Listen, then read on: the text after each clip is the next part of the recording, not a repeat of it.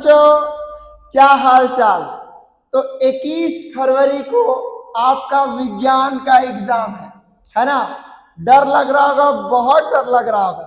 तो आज हम लोग स्टार्ट करने वाले हैं विज्ञान का महा मैराथन, जिसमें हम लोग फिजिक्स, केमिस्ट्री, बायोलॉजी के पिछले 10 साल के सारे सब्जेक्टिव, 2 मार्क्स का, 5 मार्क्स का और 6 मार्क्स का सारा सब्जेक्टिव, और इतना ही नहीं, चैप्टर वाइज, है ना, चैप्टर वाइज सारा कुछ इसी वीडियो में देखेंगे। तो पहला पार्ट जो होगा वो पहला पार्ट आपका केमिस्ट्री से हम लोग स्टार्ट करेंगे।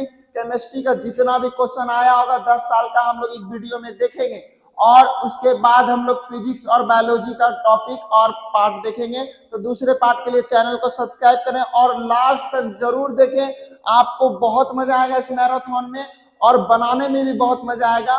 तो इसमें क्या करेंगे हम लोग, जो क्वेश्चन बहुत अच्छा होगा और बार बार पूछा गया तो इसको हम लोग बनाएंगे और याद करने का ट्राई करेंगे, समझाने का ट्राई करेंगे आप लोगों को। और जो क्वेश्चन आसान होगा उसका आपके स्क्रीन के ऊपर आंसर और क्वेश्चन दोनों आएगा, तो आप लोग स्क्रीनशॉट ले ले और याद कर ले और वीडियो पे बने रहें, और मजा आए तो कमेंट जरूर करें ताकि हमको और अच्छा लगे। तो चलिए हम लोग स्टार्ट करते हैं। हम लोग सबसे पहले पढ़ेंगे क्या, केमिस्ट्री।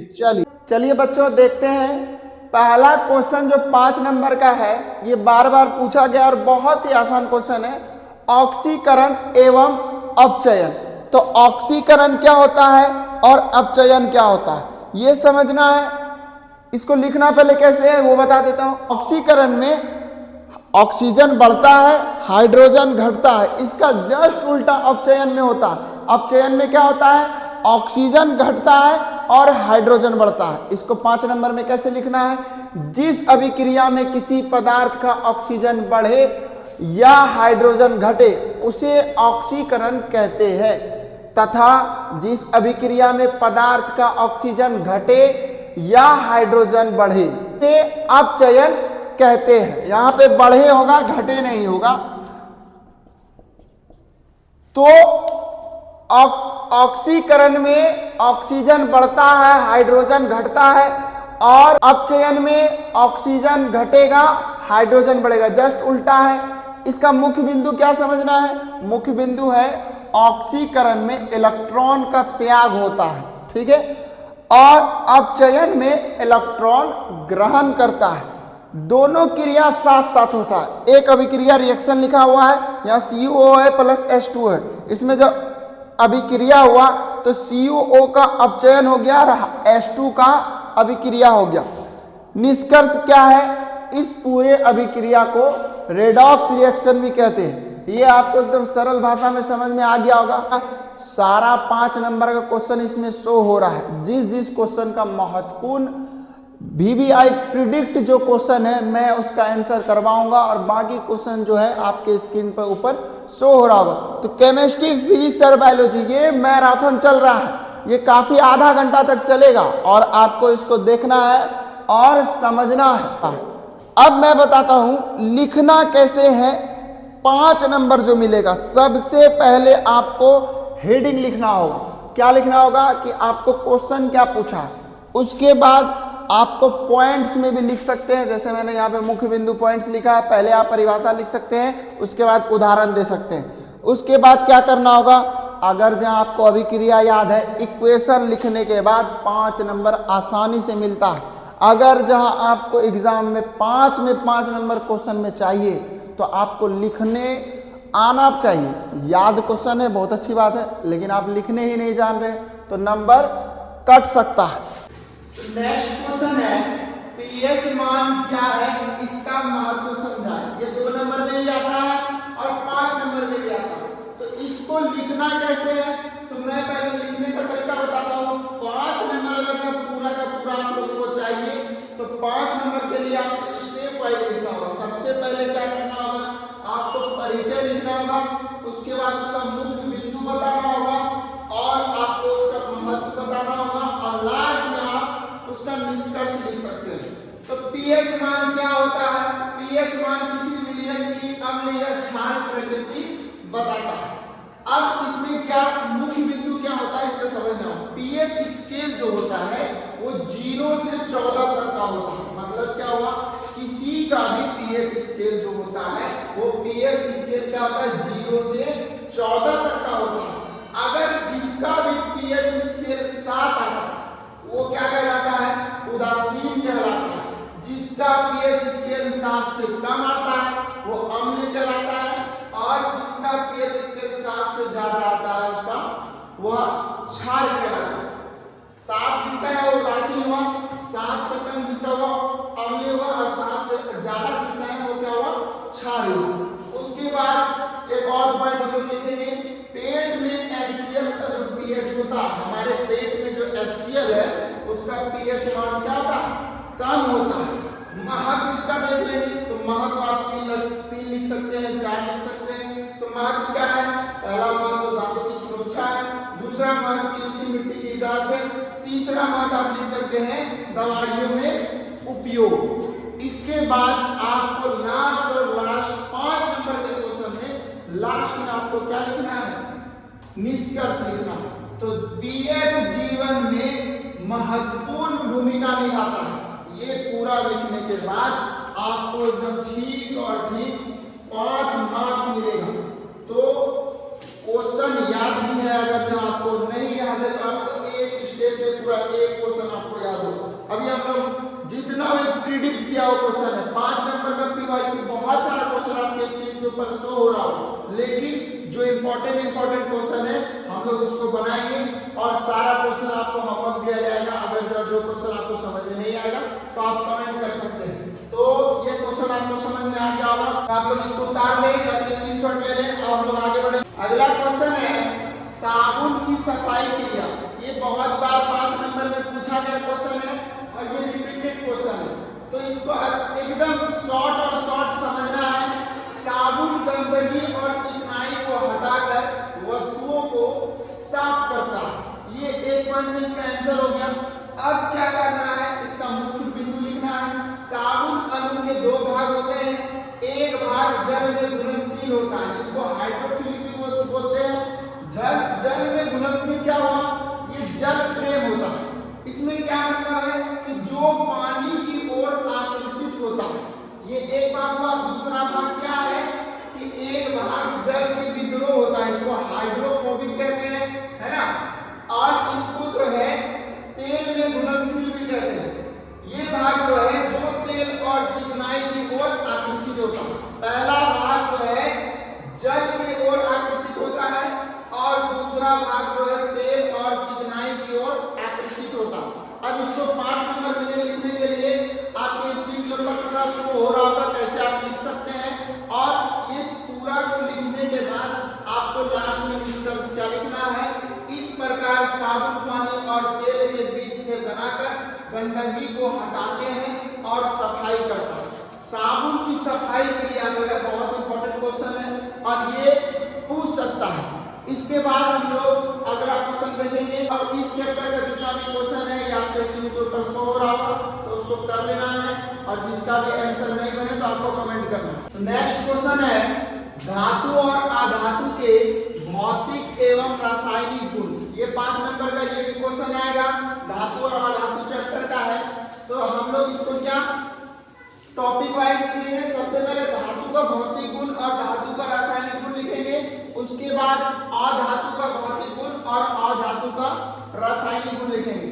तो अब धातु क्या होता है, सबसे पहले धातु का भौतिक गुण क्या है। धातु जो है वो चमकदार होता है, तो एकदम एक बार में दोनों को समझना है एक ही बार में। तो धातु क्या होता है, धातु चमकदार होता है और अधातु चमकदार नहीं होता है, मतलब ये इसमें चमकहीन होता है, ठीक है। धातु में उष्मा व विद्युत के अच्छे चालक होते हैं, मतलब धातु उष्मा और विद्युत का सुचालक होता है, लेकिन अधातु जो है कुचालक होता है, ठीक है। इसके बाद धातु जो है ठोस होता है और कठोर होता है ना। धातु से तार बनाए जा सकते हैं और धातु को पीटने पर चादर भी बनाया जा सकता है, लेकिन अधातु में ना तो चादर बनता है ना तो तार बनता है। अधातु भंगुर होता है, मतलब क्या कि ये आसानी से टूट जाता है। इसके बाद धातु के रासायनिक गुण, तो धातु का रासायनिक गुण क्या क्या है? ऑक्सीजन की क्रिया कर धातु ऑक्साइड बनाते हैं, क्षारीय प्रकृति हो गया। अम्ल से क्रिया करके हाइड्रोजन गैस निकलते हैं, पानी से क्रिया करके क्षार बनाते हैं, इलेक्ट्रॉन खोकर धन आयन बनाते हैं। और धातु का रासायनिक गुण क्या हुआ? ऑक्सीजन से क्रिया कर अम्ल ऑक्साइड बनाते हैं, इलेक्ट्रॉन ग्रहण कर ऋण आयन बनाते हैं। मतलब क्या हुआ? इस पूरे को लिखने के बाद आपको 5 नंबर मिलेगा, ठीक है? तो आप ये क्वेश्चन उतार ले, स्क्रीनशॉट ले ले।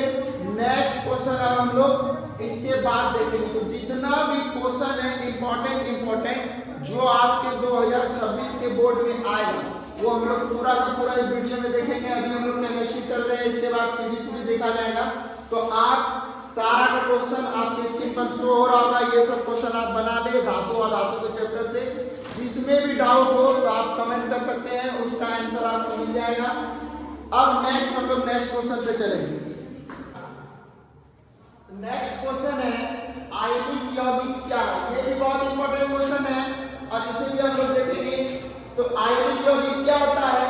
वे यौगिक जो धातु और अधातु के बीच इलेक्ट्रॉन के स्थानांतरण से बनते हैं, आयनिक यौगिक कहलाते हैं। एकदम शॉर्ट आंसर है। निर्माण प्रक्रिया क्या है? धातु इलेक्ट्रॉन छोड़ती है और धातु इलेक्ट्रॉन ग्रहण करती है। ये हम लोग पढ़ चुके हैं। धातु और धातु में धातु इलेक्ट्रॉन छोड़ती है और अधातु इलेक्ट्रॉन ग्रहण करती है। धन आयन और ऋण आयन बनाते हैं। इसके बीच विद्युत आकर्षण से बंध बनता है। बंध मतलब बंधन होता है, बॉन्ड इसको बोलते हैं। गुण इसका क्या है? उच्च गलनांक है, जलीय घुलनशील होता है और विद्युत चालक जो है इसका घुलन अवस्था में होता है ना। उदाहरण इसका क्या हो जाएगा? सोडियम क्लोराइड हो जाएगा, NaCl। अब लास्ट में आपको बता चुके हैं कि 5 नंबर का आंसर में जो है ये पूरा लिखने के बाद आपको निष्कर्ष लिखना है।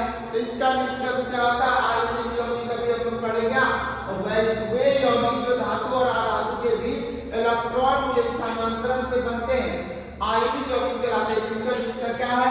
आयनिक यौगिक इलेक्ट्रॉन के स्थानांतरण से बनते हैं और मजबूत बंधन रखते हैं। आयनिक यौगिक क्या होता है कि धातु और अधातु के बीच इलेक्ट्रॉन के स्थानांतरण से बनते हैं और उसमें बंधन जो होता है, बॉन्ड जो स्ट्रॉन्ग यानी मजबूत बंधन बनाते हैं। तो केमिस्ट्री का सारा 5 नंबर का क्वेश्चन हम लोगों ने बना लिया। अब प्रिडिक्ट किया जो क्वेश्चन है, तो मैंने जो प्रिडिक्ट किया वो क्वेश्चन वो क्या क्या है वो हम लोग देखेंगे। तो पहला आपके स्क्रीन के ऊपर क्वेश्चन शो हो रहा होगा। जितना भी 5 नंबर का क्वेश्चन है जो केमिस्ट्री से पूछा गया है वो आपके स्क्रीन के ऊपर शो हो रहा होगा और प्रिडिक्ट किया क्वेश्चन वो भी शो हो रहा होगा। आपके स्क्रीन के ऊपर मोस्ट रिपीटेड 5 मार्क्स का क्वेश्चन शो हो रहा होगा और प्रिडिक्ट किया जो क्वेश्चन है वो भी स्क्रीन पे ऊपर शो हो रहा होगा। तो आप लोग इसका आंसर ढूंढ कर बना सकते हैं और अगर जो आप लोगों ने पढ़ा है तो याद होगा तो बहुत अच्छी बात है। अगर जो इस क्वेश्चन में से कोई भी क्वेश्चन आप लोगों से नहीं बनता है तो आप लोग कमेंट करेंगे, मैं इस पे भी एक क्वेश्चन नोट्स आपको प्रोवाइड करा दूंगा। आप इंस्टाग्राम पे मैसेज करके किसी भी क्वेश्चन का आंसर या नोट्स मांग सकते हैं, आपको मैसेज में मिल जाएगा। उसके बाद हम लोग देखेंगे 2 नंबर का VVI PYQ जो रिपीट हो चुका है और उसका आंसर सही। तो सारा एक बार में चैप्टर वाइज देखेंगे और फिर VVI सब्जेक्टिव 2 नंबर का प्रिडिक्ट भी देखेंगे हम लोग। अब हम लोग चलते हैं केमिस्ट्री के 2 मार्क्स के PYQ, मतलब पिछले 10 साल में पूछे गए सारे चैप्टर से हर एक क्वेश्चन को हम लोग देखेंगे। तो सबसे पहला चैप्टर है रासायनिक अभिक्रिया और समीकरण। इससे जितना भी क्वेश्चन पूछा है मैं आपको बताऊंगा। अभी सबसे पहला क्वेश्चन क्या है? रासायनिक अभिक्रिया क्या है? एकदम आसान लैंग्वेज में समझना है और इसको आपको एक बार पढ़ लेना ताकि आप एग्जाम में इसको लिख सको। तो रासायनिक अभिक्रिया क्या होता है? जिस प्रक्रिया में एक या अधिक पदार्थ मिलकर नए पदार्थ बनाते हैं। कितना आसान लैंग्वेज में इसको लिखा मैंने। क्या? जिस प्रक्रिया में एक या अधिक पदार्थ मिलकर के नए पदार्थ बनाते हैं उसे क्या कहते हैं? रासायनिक अभिक्रिया कहते हैं। दूसरा क्वेश्चन क्या है? संतुलित रासायनिक समीकरण क्या है? एकदम आसान। इसका भी आंसर क्या है? जिस समीकरण में दोनों ओर परमाणुओं की संख्या बराबर हो, मतलब क्या हुआ, दोनों ओर जो है समीकरण है, एक समीकरण है जिसके दोनों ओर परमाणु की संख्या क्या हो, बराबर हो, उसे क्या कहते हैं, संतुलित रासायनिक समीकरण कहते हैं। आपके स्क्रीन के ऊपर बहुत सारे क्वेश्चन शो हो रहा होगा और मैंने उसका जो है आंसर भी पोस्ट किया। तीसरा क्वेश्चन क्या है, संयोजन अभिक्रिया क्या है, दो या अधिक पदार्थ मिलकर एक नया पदार्थ बनाए तो संयोजन अभिक्रिया कहते हैं। उसके बाद अपघटन अभिक्रिया है, विस्थापन अभिक्रिया है, द्विविस्थापन अभिक्रिया है और ऑक्सीकरण क्या है। तो ऑक्सीकरण और अपचयन आपको एकदम फुल डिटेल में हम सब्जेक्ट में बता चुके 5 नंबर में। ऑक्सीकरण में क्या होता है, ऑक्सीकरण में ऑक्सीजन बढ़ता है, हाइड्रोजन घटता है। अपचयन में क्या होता है, ऑक्सीजन घटता है, हाइड्रोजन बढ़ता है। तो पहले चैप्टर से कुल 8 क्वेश्चन हम लोगों ने देखा है, क्योंकि पिछले 5 साल 6 साल 7 साल में ये 8 क्वेश्चन बार बार रिपीट होता है। इसके बाद का जो चैप्टर है वो है अम्ल, क्षार एवं लवण। उससे कितना क्वेश्चन आया वो अभी हम लोग देखेंगे। तो नेक्स्ट चैप्टर है अम्ल, क्षार एवं लवण। तो अम्ल, क्षार एवं लवण का सारा क्वेश्चन आपके स्क्रीन के ऊपर शो हो रहा होगा। तो पहला क्वेश्चन क्या है, अम्ल क्या है ना, एसिड। तो बहुत ही आसान है, इसको अपने भाषा में लिख सकते हैं। और अम्ल होता क्या है ये जानते हैं। तो वे पदार्थ जो जलीय विलयन में हाइड्रोजन आयन उत्पन्न करते हैं अम्ल कहलाते हैं। इसका मतलब क्या है, जलीय विलयन में वो वैसा पदार्थ जो जलीय विलयन में क्या करेगा, हाइड्रोजन आयन उत्पन्न कर देगा, वही क्या कहलाता है, अम्ल कहलाता है। क्या कहलाता है, अम्ल कहलाता है। एक बात याद रखना हमेशा, क्या कि अम्ल जो होता है वो टेस्ट में कैसा होता है, वो टेस्ट में खट्टा होता है। एसिड जो होता है वो टेस्ट में खट्टा होता है और ये नीला लिटमस को क्या करता है, लाल कर देता है। ठीक है। दूसरा क्वेश्चन क्या है, क्षार, बेस है ना, क्या है क्षार, क्या है, तो क्षार जो होता है वे पदार्थ जो जलीय विलयन में OH- यानी हाइड्रोक्साइड आयन उत्पन्न कर दे वो क्षार कहलाते हैं। और इसका क्या होता है, ये लाल लिटमस को नीला कर देता है और इसका स्वाद जो होता है वो कैसा होता है, वो कड़वा होता है। इसका स्वाद कैसा होता है, वो कड़वा होता है। ठीक है। तो अम्ल का क्या हम लोग देखें, अम्ल का जो स्वाद होता है वो खट्टा होता है, क्षार का जो स्वाद होता है वो कड़वा होता है। ये नीले लिटमस को लाल कर देता है, ये लाल लिटमस को क्या करता है, नीला कर देता है। आपको ये भी क्वेश्चन पूछ सकता है, क्या अम्ल और क्षार में अंतर बताएं। ठीक है। तो अम्ल और क्षार में क्या अंतर है, अम्ल जो है हाइड्रोजन प्लस या H+ आयन उत्पन्न करता है और ये OH- आयन उत्पन्न करता है। ये लाल लिटमस को नीला कर देता है, ये नीले लिटमस को लाल कर देता है। ये टेस्ट में खट्टा होता है, ये टेस्ट में कैसा होता है, कड़वा होता है। ये आपको याद रखना है। और एक बात हमेशा याद रखना क्या है कि अम्ल का जो एग्जांपल है वो H2SO4 है, हाइड्रोजन सल्फेट और HCl है। क्षार का एग्जांपल क्या, उदाहरण क्या होगा, सोडियम हाइड्रोक्साइड और पोटेशियम हाइड्रोक्साइड। तो ये आपको याद करना होगा, एकदम आसान लैंग्वेज में छाट के इसका उत्तर बनाए हैं। आपके स्क्रीन के ऊपर और भी 2 मार्क्स का अम्ल और क्षार चैप्टर का इस क्वेश्चन शो हो रहा होगा जिसका आंसर भी है। तो तीसरा क्वेश्चन क्या है, लवण क्या है, इसका स्क्रीन के ऊपर आपको आंसर शो हो रहा होगा। चौथा क्वेश्चन है पीएच मान क्या है। उसके बाद 5वां क्वेश्चन क्या आया है, उदासीनीकरण अभिक्रिया क्या है। छठा क्वेश्चन है सूचक यानी इंडक्टर क्या है। वे पदार्थ जो अम्ल या क्षार की पहचान रंग बदल कर करते हैं वह सूचक कहलाते हैं, जैसे एग्जाम्पल में लिटमस है ना। तो ये सारा क्वेश्चन आप लोग वीडियो रोक करके स्क्रीनशॉट लेकर के आंसर याद कर लिए, बहुत ही इंपॉर्टेंट क्वेश्चन है। तो नेक्स्ट चैप्टर जो हम लोग चलेंगे, नेक्स्ट चैप्टर है धातु और अधातु। तो वीडियो में बने रह रहे हैं। अगर जो आपको वीडियो पसंद आ रहा है और समझ में भी आ रहा है तो वीडियो को लाइक करें।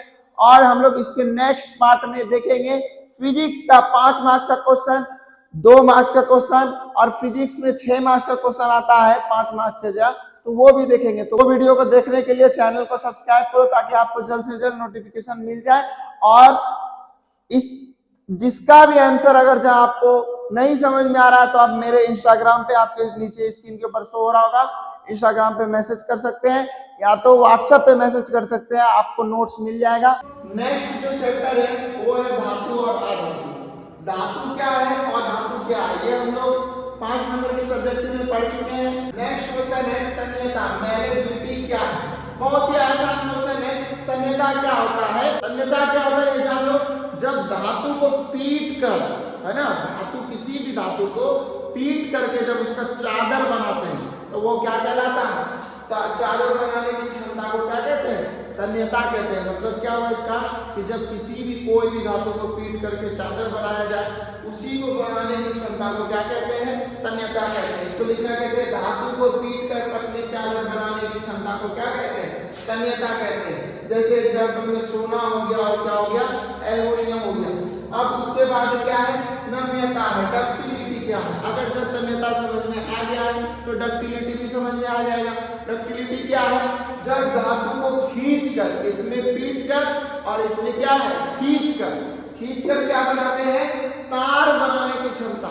इसमें क्या बनाते हैं, पतली चादर, और डक्टिलिटी नम्यता में क्या बनाते हैं, तार बनाते हैं। इसी बनाने की क्षमता को क्या कहते हैं, नम्यता कहते हैं, है ना, नम्यता कहते हैं। इसी बनाने की क्षमता को क्या कहते हैं, नम्यता कहते हैं। इसका एग्जांपल क्या है, इसका एग्जांपल तांबा है। और इसके बाद जो क्वेश्चन आपके स्क्रीन के ऊपर शो हो रहा है वो है संचारण, कोरोसिव, है ना। ये बहुत इंपॉर्टेंट क्वेश्चन है, बहुत बार पूछा गया है, कभी 5 नंबर में, कभी 2 नंबर में। तो धातु का वायु और नमी के प्रभाव से धीरे धीरे नष्ट होना संचारण कहलाता है। जैसे लोहे में जंग लगना, है ना, लोहे में जंग लग जाता है, वो एक संचारण है। उसके बाद है मिश्रित धातु। तो मिश्र धातु क्या है, जिसको इंग्लिश में एलॉय कहते हैं। इसका आंसर आपके स्क्रीन पर शो हो रहा होगा। तो ये कुल 6 क्वेश्चन है, और भी बहुत सारा क्वेश्चन है जो कि इसमें पूछा गया है, वो भी आपके स्क्रीन के ऊपर शो हो रहा होगा। तो सबका आंसर तो इसमें बताना पॉसिबल नहीं है, क्योंकि हम लोग शॉर्ट में फायदा देखना है हम लोग को और अच्छा नंबर लाना है। नेक्स्ट जो आपका नेक्स्ट जो चैप्टर है वो चैप्टर आपका क्या है, कार्बन एवं उसके यौगिक। तो ये बहुत इंपॉर्टेंट चैप्टर है, इससे भी क्वेश्चन आता है, तो इसका भी क्वेश्चन देखेंगे। और अंतिम आपका चैप्टर है प्राकृतिक संसाधन। तो दोनों चैप्टर एक साथ हम लोग देखेंगे, उसका क्वेश्चन भी एक साथ हम लोग कर लेंगे। अब जो चैप्टर है वो क्या है, कार्बन एवं उसके यौगिक। इससे भी बहुत सारा क्वेश्चन आता है, आपके स्क्रीन के ऊपर शो हो रहा होगा। तो पहला क्वेश्चन क्या है, सहसंयोजक बंध क्या है, हाइड्रोकार्बन क्या है, ये हम लोगों ने डिस्कस कर लिया है और आपके स्क्रीन के ऊपर आंसर शो भी हो रहा होगा। पहले हम लोग समझते हैं हाइड्रोकार्बन क्या है। तो वे कार्बन यौगिक जिनमें केवल कार्बन और हाइड्रोजन होते हैं, है ना, वे कार्बन यौगिक जिनमें केवल क्या, जिनमें केवल कार्बन और हाइड्रोजन होते हैं, वो हाइड्रोकार्बन कहलाते हैं। जैसे एग्जांपल क्या हुआ, मीथेन। मीथेन का सूत्र क्या होता है, मीथेन का सूत्र होता है CH4। इसमें हाइड्रोजन है और क्या, हाइड्रोजन और क्या है, कार्बन है। कार्बन जो है हाइड्रोजन से कितना बॉन्ड बनाएगा, 4 बॉन्ड बनाएगा। ये मीथेन सूत्र है। आपको एल्केन, एल्कीन और एल्काइन का सूत्र पता होना चाहिए।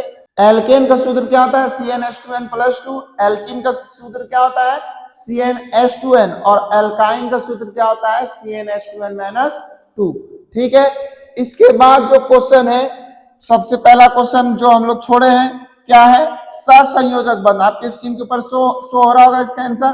तो दो धातुओं परमाणुओं के बीच इलेक्ट्रॉन की साझेदारी से बनने वाला बंध क्या कहलाता है, सहसंयोजक बंध कहलाता है। संतृप्त हाइड्रोकार्बन में क्या होता है, कार्बन कार्बन के बीच केवल एकल बंध होता है, यानी एकल बॉन्ड होता है।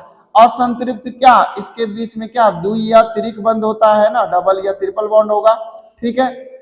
संतृप्त में केवल सिंगल बॉन्ड होगा, असंतृप्त में द्वि या त्रिक यानी डबल या ट्रिपल होगा। इसके बाद हम लोग देखेंगे क्या क्वेश्चन है, एथेनॉल क्या है। एथेनॉल एक प्रकार का अल्कोहल है जिसका सूत्र क्या है, C2H5OH। ठीक है। इसके बाद यह एथेनॉल जो होता है ये रंगहीन द्रव्य है।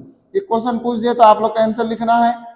उसके बाद हम लोग देखेंगे एक क्वेश्चन क्या है, एथेनोइक अम्ल क्या है। एथेनोइक अम्ल क्या होता है, यह एक कार्बनिक अम्ल है जिसका सूत्र CH3COOH है ना। इसका सूत्र क्या है, CH3COOH है। इसे सिरका भी कहते हैं। एक यहां से ऑब्जेक्टिव भी बन रहा है, एथेनोइक अम्ल को ही क्या कहते हैं, सिरका भी कहते हैं ना। क्वेश्चन आ सकता है सिरका का दूसरा नाम क्या है, एथेनोइक अम्ल है। यहाँ पे एक और क्वेश्चन बन सकता है सिरका का टेस्ट कैसा होता है, तो इसका टेस्ट जो है खट्टा होता है।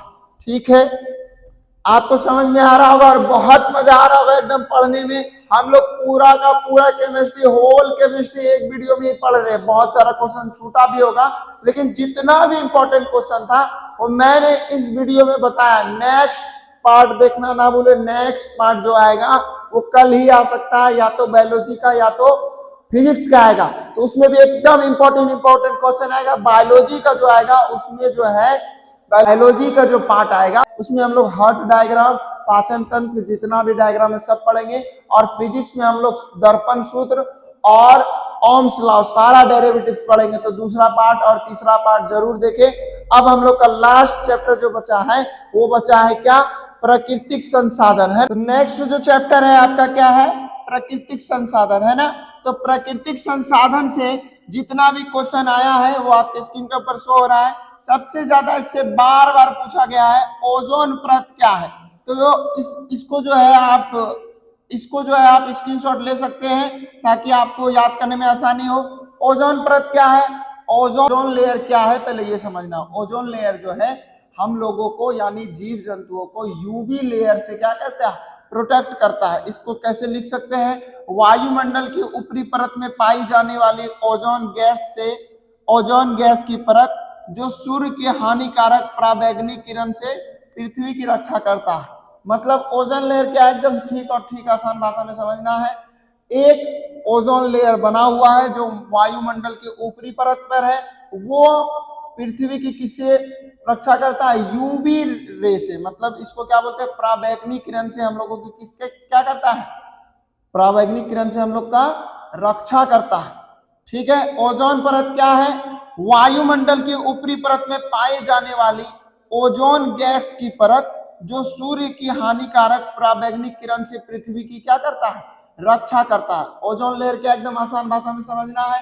वायुमंडल के ऊपरी परत में एक लेयर बना हुआ है, उससे उस लेयर का क्या काम है, सूर्य का जो हानिकारक पराबैंगनी किरण है उससे पृथ्वी को, मानव को, जीव जंतुओं को रक्षा करता है। यही ओजोन लेयर। दूसरा क्वेश्चन है जैव अपघटनीय पदार्थ क्या है, जो पदार्थ सूक्ष्मजीवी द्वारा आसानी से सड़ गलकर नष्ट हो जाए। जैव अपघटनीय आसानी से समझना है, जो पदार्थ जल्दी सड़ के नष्ट हो जाए। और जैव अपघटनीय क्या हुआ, जो पदार्थ सड़ गल के जल्दी से ना सड़े। जैव अपघटनीय के एग्जाम्पल क्या हो गया, कागज हो गया। और जैव अपघटनीय का एग्जाम्पल क्या हो गया, प्लास्टिक हो गया। प्लास्टिक जल्दी सड़ता नहीं। इसके बाद जल प्रदूषण क्या है, जल में हानिकारक पदार्थ मिल जाने से जल का दूषित होना क्या कहलाता है, जल प्रदूषण कहलाता। तो टोटल हम लोगों ने सारा चैप्टर, केमिस्ट्री का टोटल चैप्टर का जितना भी सब्जेक्टिव 2 नंबर का 5 नंबर का आया है पिछले 10 साल में, सारा सब्जेक्टिव हम लोगों ने पूरा कर लिया। और मैंने ट्राई किया कि सारा इसी वीडियो में बताऊं, इसलिए थोड़ा फास्ट पढ़ाना पड़ा। और ये मेरा साइंस का पहला लेक्चर था, इसलिए उसमें कुछ गलती हुआ होगा, मुझे पता है। तो आप लोग उसको साइड रख करके सारा क्वेश्चन जरूर बनाएं और याद करें। आपका 21 फरवरी को विज्ञान का एग्जाम बहुत अच्छा जाए, ये मैं भगवान से क्या प्रार्थना करता हूँ, दुआ करता हूँ। और आपको अगर जहां अच्छा लगा और समझ में आया है तो आप दूसरा पार्ट जरूर देखें, चैनल पे अपलोड या तो कल हो जाएगा। अगर जहां आपको अच्छा लगा तो कमेंट जरूर करें, आपके कमेंट से मुझे अच्छा लगेगा कि आपको समझ में आ रहा है। Thank you.